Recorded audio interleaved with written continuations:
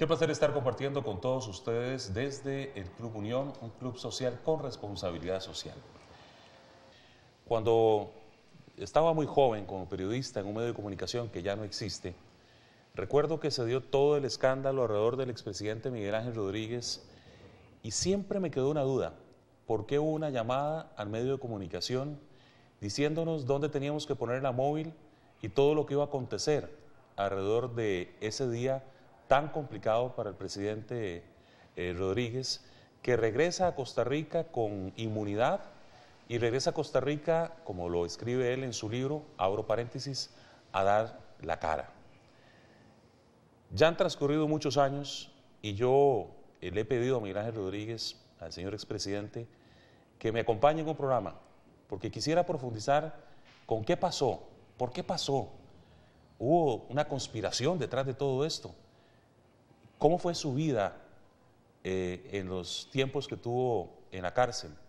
Y yo de verdad le agradezco al señor expresidente que haya aceptado acompañarme y que pudiéramos hablar de este tema a la distancia y poder sondear y entender realmente, señor expresidente, qué fue lo que pasó, qué fue lo que sucedió. Bienvenido y gracias por permitirme este conversatorio el día de hoy con usted. Muchas gracias, Alan, más bien a usted por la invitación que me hace. Es un gusto compartir con usted y con su teleaudiencia.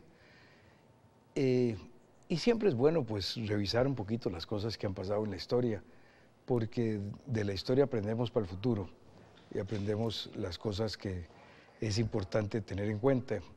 Tal vez es importante recordar que en estos días hemos tenido, los que somos católicos, el Evangelio que nos recuerda el no juzguéis para que no ser juzgados, y nos recuerda cómo es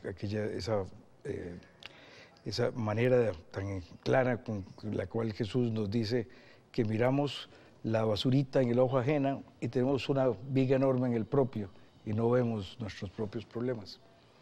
Y eso desdichadamente pues es una constante que ha estado en la historia de la humanidad. Somos muy fáciles para juzgar a los demás, para condenar a los demás, y somos muy cuidadosos en juzgarnos a nosotros mismos y nos tratamos con mucho cariño.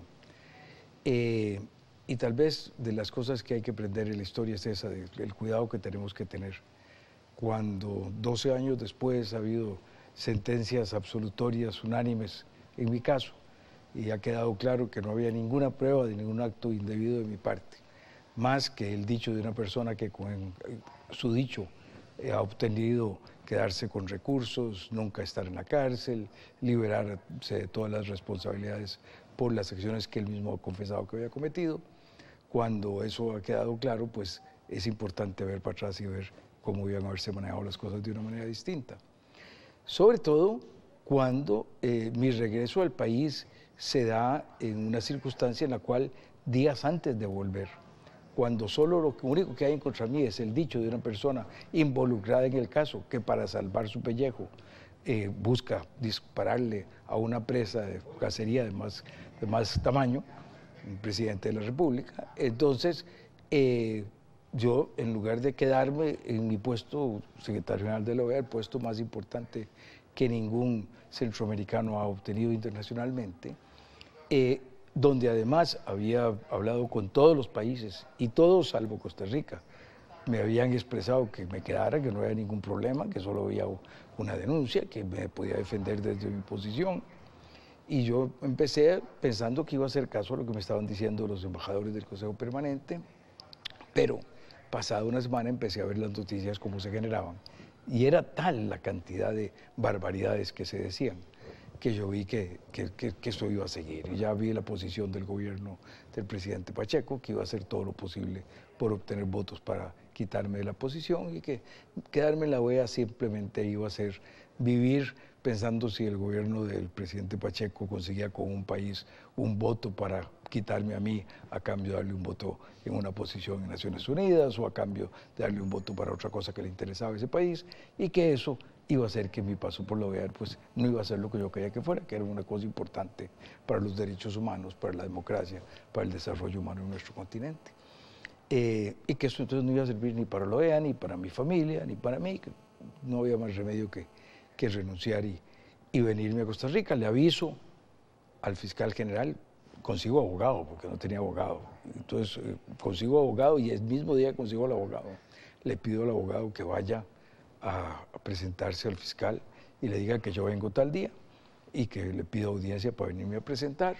Yo esperaba que me dijeran, sí, pues venga y se presenta, a rendir su declaración, pero no, me dicen que no. Al día siguiente, ese día no, pero al día siguiente llaman al abogado y le dicen que no, que me van a detener en el aeropuerto. Así que yo vengo sabiendo que me voy a ser detenido en el aeropuerto.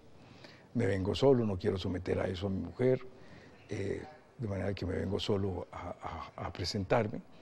Y soy recibido como si viniera con un ejército invasor, un despliegue gigantesco y con todo preparado. Como explico en mi libro, con base en los datos de las declaraciones de las autoridades, días antes se reúnen los fiscales con la gente de la OIJ y le dicen que me tienen que esposar, que debo ser esposado. Aquí habían venido personas ya condenadas que entraban al país y venían sin ser esposadas. A mí tenían que esposarme al llegar al país para exhibirme. ¿Pero quién daba esa orden? Esa orden la dan fiscales de la Fiscalía General a la OIJ en una reunión que se da 2 días antes de mi regreso. Cuando el avión viene, el avión lo mueven del lugar donde le tocaba la manga, que se llama en el aeropuerto, en la cual le tocaba colocarse, lo mueven a otra manga para que quede más cómodo para los periodistas. Les ponen unas armaduras, ¿cómo se llaman eso? Se me fue. Las tarimas. Tarimas, exactamente, la palabra. Les ponen unas tarimas de metales que consiguen para que puedan tener mejor visión. No me sacan por la salida de los pasajeros, sino que sacan directamente a la pista para hacer la exhibición más clara. En la mañana habían llegado 2 carros sedán corrientes de la OIJ. Al mediodía dan la orden y los cambian por perreras. Todo esto consta. ¿Pero quién? Eso sale de la Fiscalía y sale del Ministerio de Seguridad Pública y sale de la Presidencia de la República. Al final es en la Presidencia de la República donde se da la orden de abrir el aeropuerto contra las regulaciones. La pista del aeropuerto no puede estar abierta por el gobierno de don Abel Pacheco y el fiscal general. Y el fiscal general toman las decisiones y abren toda esa figura. Todo. El recibimiento de escarnio que se me hace es totalmente organizado desde días antes, no desde antes. 3 días antes empiezan a organizarlo, lo manipulan, lo manejan. A mi abogado, que es al que le han dicho que no me van a dejar llegar y ir a la fiscalía a presentarme, sino que me van a tomar presión en el aeropuerto, le dicen que, bueno, él dice que él quiere ejercer su derecho legal y el derecho que yo tengo de estar presente en mi captura, pero después no lo dejan entrar al aeropuerto. Entonces dejaron entrar a la prensa, pero no a mi abogado. La prensa sí puede estar para exhibirme, pero mi abogado no puede estar. Se burlan mis derechos humanos, como se siguió haciendo de ahí en adelante, de una manera increíble. Tratan de ponerme un chaleco antibalas. Para cuando me ponen las esposas, yo les digo, mire, en primer lugar, ¿por qué me van a esposar? No tiene ningún sentido. Yo vengo por mi propia voluntad. No voy a venir para salir corriendo. ¿Usted? Sí, claro. Era el secretario general de la OEA en funciones en ese momento. Pero yo nunca alegué la inmunidad. Yo lo que alegaba era mi situación de que yo venía por mi propia voluntad a presentarme, que no tenía ningún sentido ese asunto. Pregunto por mi abogado, me dicen que no está. Yo en ese momento no sé qué es que no lo han dejado entrar, pero me dicen que no está el abogado. Y yo sabía que él iba a estarme esperando, pero no estaba. Entonces, bueno, ese es el principio. Me ponen las esposas, yo me niego a que me pongan el chaleco antibalas. Yo digo que ni el presidente nunca usó un chaleco antibalas, porque que yo le tengo confianza a los costarricenses, que yo no le tengo miedo que nadie me va a hacer daño. Que toda mi vida, como lo sigo haciendo ahora, he caminado por las calles de San José y de los pueblos y por todos lados, manejo mi carro, como lo hago hoy día, y ando libremente por todas partes, de manera que yo no voy a ponerme semejante cosa. Pero era más show, querían hacer más show. Entonces me bajan. los periodistas gritan, descúbralo, descúbralo, que no se le ve, háblenle, quédense a un lado, y la gente se mueve para darles facilidad a ese escarnio.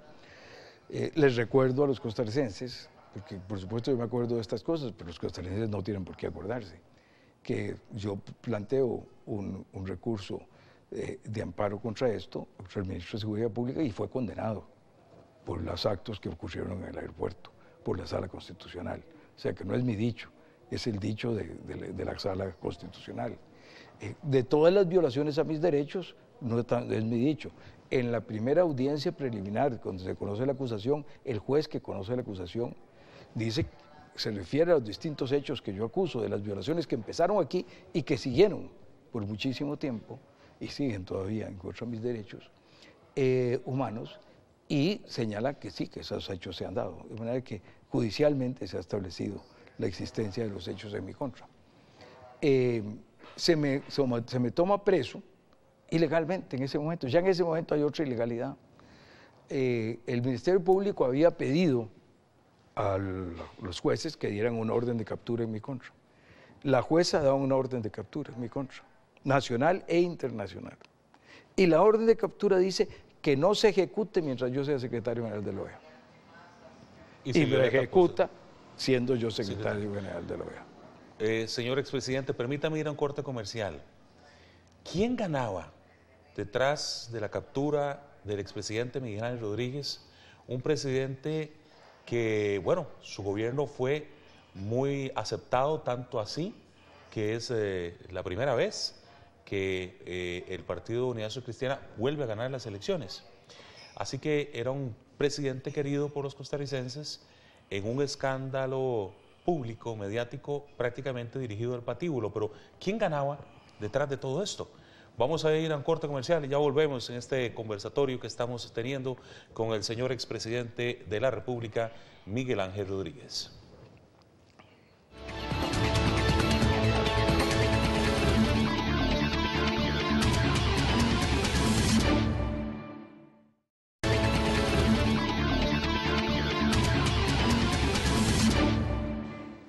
Les decía al principio de este programa que quería tener el espacio para conversar, dialogar, tener un conversatorio con el señor expresidente Miguel Ángel Rodríguez, porque yo como periodista en aquellas épocas me quedaron muchas dudas, muchísimas dudas, de qué era lo que estaba detrás de esa captura, detrás de esa exhibición, y siempre quise tenerlo de frente, señor expresidente, y ya a la distancia, como lo dice usted, después de que prácticamente no lo condenan por nada, ¿verdad? Y sale absuelto de todo, que usted nos pudiera decir, con toda la franqueza del caso, ¿quién ganaba aquí? ¿Por qué someter a un expresidente de la República? Meterle un sismo a la democracia costarricense. ¿Qué era? ¿Qué era lo que estaba detrás de todo esto? Bueno, evidentemente yo no estuve en ninguna reunión en que se tramara lo que me hicieron. De manera, pero todo el proceso de investigación. Ni estoy en la mente de las personas, de manera que no puedo juzgar ni los hechos que puedan haber ocurrido, de los que no sé, no soy testigo, ni lo que estaba en la mente y la voluntad y los deseos de los participantes, porque no soy Dios, ahí no puedo entrar. Yo solo puedo juzgar las cosas objetivas que se pueden dar. Bueno, cosas objetivas.